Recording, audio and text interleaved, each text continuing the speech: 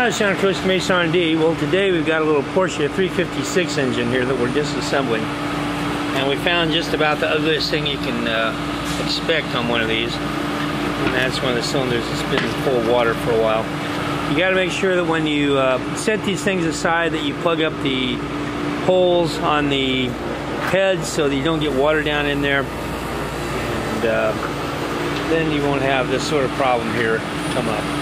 Anyway, that's it for now. If you have any questions about Porsche 356 or 912 engines, give me a call here at Coast from R&D. We'll see you soon.